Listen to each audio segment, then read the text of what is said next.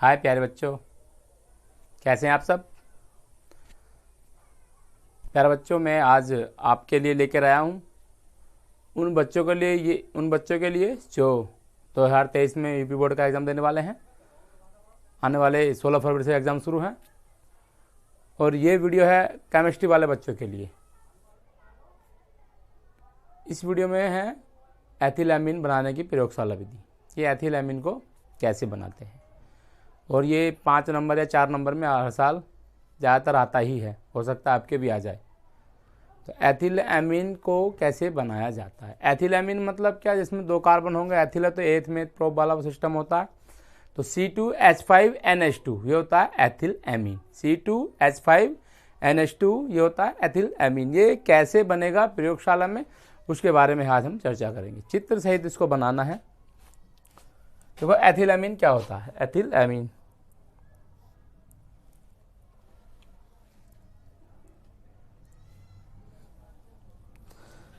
तो बच्चों, एथिलएमीन बनाने की प्रयोगशाला विधि। एथिलएमीन को प्रयोगशाला में प्रोपियोनेमाइड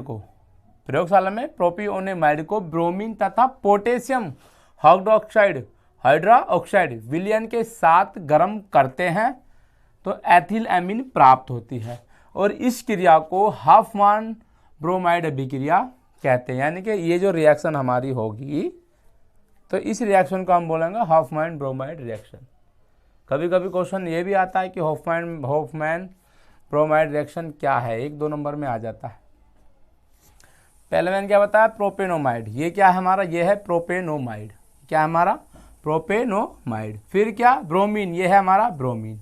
फिर क्या, पोटेशियम हाइड्रोक्साइड, ये हमारा पोटेशियम हाइड्रोक्साइड। जब इसको समान मात्रा में लेकर गर्म करते हैं, क्या करेंगे, इसको गर्म करेंगे, तो हमारा एथिलएमीन प्राप्त हो जाएगा। हो जाएगा हमारा एथिलएमीन प्राप्त हो जाता है। उसके बाद है इसको बनाने की विधि। बनाने की विधि क्या, एक गोल पैंदी का फ्लास्क होता है। उस गोल पैंदी के फ्लास्क में प्रोपियोनेमाइड तथा ब्रोमीन का समान मात्रा में मिश्रण करके ठंडे जल में रखते हैं। गोल पैंदी का कांच का एक फ्लास्क होता है, उसमें क्या क्या चीज़ लेते हैं, प्रोपियोनेमाइड और ब्रोमीन को ठंडे जल में रखते हैं, इसके समान मात्रा में मिश्रण को, और फिर पृथककारी कीप की सहायता से KOH इसमें डालते हैं, किसमें, गोल पैंदी के फ्लास्क में, तथा इसे 60 से 70 डिग्री टेम्परेचर तक गर्म करते हैं।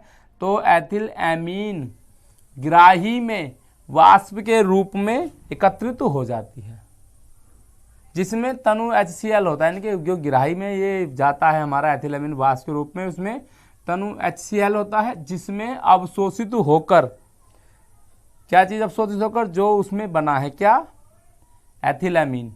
अवशोषित होकर एथिलएमीन हाइड्रोक्साइड के शुद्ध क्रिस्टल प्राप्त होते हैं। किसके, हाइड्रोक्साइड के शुद्ध क्रिस्टल प्राप्त होते हैं। इन क्रिस्टल के NaH के साथ गर्म करने से एथिलएमीन प्राप्त हो जाता है।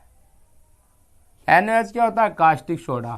कहने का मतलब है, जो हमारा एथिलएमीन है, प्रोपेनोमाइड और ब्रोमीन को जब समान मात्रा में मिश्रण लेकर इनका, और गोल पैंदी के फ्लास्क में ठंडे जल में रख देते हैं, फिर उसमें KOH को डालते हैं कीप की सहायता से, फिर इसे धीरे धीरे गर्म करते हैं।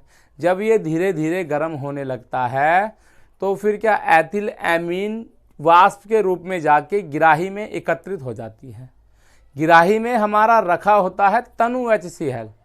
तनु HCl को ये अवशोषित करके क्या बन जाती है, तनु HCl को अवशोषित करके एथिलएमीन बन जाती है। वाष्प के रूप में जो होती है वो क्या होती है, एथिलएमीन बन जाती है। कैसी एथिलएमीन होती है, उसमें हाइड्रोक्साइड मिला होता है। अब जब इसको NaOH के साथ कराते हैं, गर्म करते हैं NaOH के साथ, तो हमें क्या हो जाता है, शुद्ध एथिलएमीन प्राप्त हो जाती है। यही हमारी एथिलएमीन बनाने की प्रयोगशाला विधि है। देख लीजिए एक बार।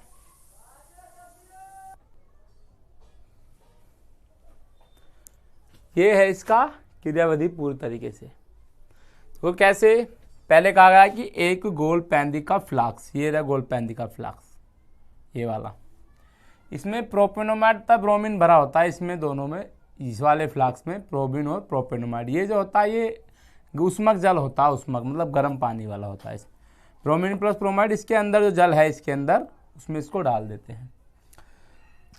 फिर पृथककारी कीप, ये हमारी पृथककारी कीप, ऊपर से इसमें हमने क्या डालते हैं, KOH डालते हैं। क्या डालते हैं, KOH। हमने जब इसमें KOH डालना प्रारंभ कर दिया बच्चों, तो इसे 60 से 70 डिग्री तक गर्म करते रहते हैं। ये बर्नर लगा हुआ है, बर्नर की सहायता से इस फ्लास्क को धीरे धीरे गर्म करते रहते हैं। जब गर्म करते रहते तो एथिल एमीन गिराही है, एथिल एमीन जाएगी इस तरीके से गिराही में, यहाँ पे वाष्प के रूप में इकट्ठा हो जाती है। किसके रूप में, वाष्प के रूप में इकट्ठा हो जाती है। एथिल एमीन जब यहाँ से जाएगी, ये है गिराही, इस गिराही में वाष्प के रूप में इकट्ठा हो जाती है। और इसमें होता है तनु HCl, देखो ये रहा तनु HCl इसमें रखा है, इसमें तनु HCl होता है, जो इसे अवशोषित करके, किसे अवशोषित करके, एथिलएमीन को अवशोषित करके, या एथिलएमीन HCl को अवशोषित करके एथिलएमीन हाइड्रोक्साइड के रूप में शुद्ध क्रिस्टल के रूप में मिलती है। एथिलएमीन हाइड्रोक्साइड के रूप में शुद्ध क्रिस्टल के रूप में हमें प्राप्त होती है। इन क्रिस्टलों को जब NaOH के साथ गर्म करेंगे, फिर दोबारा किसके साथ, NaOH के साथ गर्म करते हैं, तो हमें एथिलएमीन प्राप्त हो जाती है। तो बच्चों ये थी एथिलएमीन बनाने की पूरी क्रियाविधि। उसके बाद इसमें आता है इसकी रासायनिक अभिक्रिया या रासायनिक गुण। एथिलएमीन की अभिक्रियाएं क्या क्या होती हैं। पहला है एसिटिल क्लोराइड के साथ अभिक्रिया, यानी कि जब एथिलएमीन की एसिटिल क्लोराइड के साथ अभिक्रिया कराते हैं तो एन एथिल एसिटेमाइड प्राप्त होता है। ये आप लिख सकते हैं, क्या किस प्रकार लिखेंगे, एथिलएमीन के रासायनिक गुण में डाल के एथिलएमीन की क्या अभिक्रिया होती है, इस तरीके से डाल के पहला लिख देंगे, क्या लिखेंगे, जब एथिलएमीन एसिटिल क्लोराइड के साथ अभिक्रिया करता है तो एन एथिल एसिटेमाइड और हाइड्रोक्लोरिक देता है। देखेंगे इधर C2H5NH2, ये है हमारा एथिलएमीन, किसके साथ गिर रहा है, एसिटिल क्लोराइड, CH3COCl, ये है हमारा एसिटिल क्लोराइड, एसिटिल क्लोराइड। ठीक, जब इसके साथ एसिटिल क्लोराइड के साथ एथिलएमीन की क्रिया कराते हैं तो एन एथिल एसिटेमाइड यानी कि ये वाला हमें प्राप्त होता है। बाकी क्या, हाइड्रोक्लोरिक अम्ल होता है या हाइड्रोजन क्लोराइड होता है। दूसरा है नाइट्रस अम्ल के साथ अभिक्रिया, किसकी कराएंगे, एथिलएमीन की। तो एथिलएमीन, ये हमारा एथिलएमीन है, एथिलएमीन किससे करा रहे हैं, नाइट्रस अम्ल से, किससे, नाइट्रस, ये हमारा नाइट्रस अम्ल। जब क्रिया कराएंगे इसकी तो क्या हो जाएगा, एथिल एल्कोहल, जल और नाइट्रोजन गैस उड़ जाती है, निकल जाए, नाइट्रोजन गैस प्राप्त होती है। ये क्या हमारा एथिल एल्कोहल, एथिल एल्कोहल। उसके बाद है एथिलएमीन से एसिटिक अम्ल का निर्माण किस प्रकार से करते हैं। ये हमारा एथिलएमीन है, उत्प्रेरक के रूप में HNO2 रख दिया, फिर क्या बनेगा, C2H5OH बन गया, ये क्या बन गया, एथिल एल्कोहल। लेकिन जब यहाँ पे दोबारा इसको O रखा तो क्या बन जाएगा, CH3COOH, यानी कि एसिटिक अम्ल। क्या बनेगा, ये हमारा एसिटिक अम्ल। तो बच्चों ये रासायनिक अभिक्रियाएं आपको समझ में आई होंगी एथिलएमीन की। यदि आप इसको बड़ा करके लिखना चाहते तो आप इसको यही लिखना होगा, नंबर 1 डाल के कि एसिटिल क्लोराइड के साथ जब अभी एथिलएमीन की क्रिया कराते हैं तो एन एथिल एसिटेमाइड प्राप्त होता है। दूसरा, जब एथिलएमीन की नाइट्रस अम्ल के साथ अभिक्रिया कराते हैं तो एथिल अल्कोहल प्राप्त होता है। और तीसरा है एथिलएमीन से एसिटिक अम्ल का निर्माण इस विधि द्वारा किया जाता है। इसका निर्माण करने के लिए HNO2 को उत्प्रेरक रख के एथिल अल्कोहल प्राप्त होता है, फिर उत्प्रेरक के रूप में O रख के क्या, एसिटिक अम्ल हमारा प्राप्त हो जाएगा। तो बच्चों इसके बाद आते हैं भौतिक गुण। क्या क्या भौतिक गुण है इसके देखेंगे। पहला है, यह एक रंगहीन द्रव होता है। एथिलएमीन क्या है, एक रंगहीन द्रव होता है।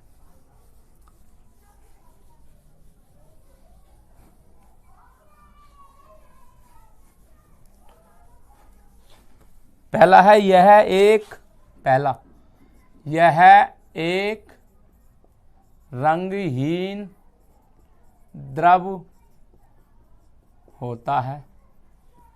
दूसरा, इसमें अमोनिया की तरह गंध आती है। क्या आती है? अमोनिया की तरह गंध आती है। इसमें अमोनिया की तरह गंध आती है।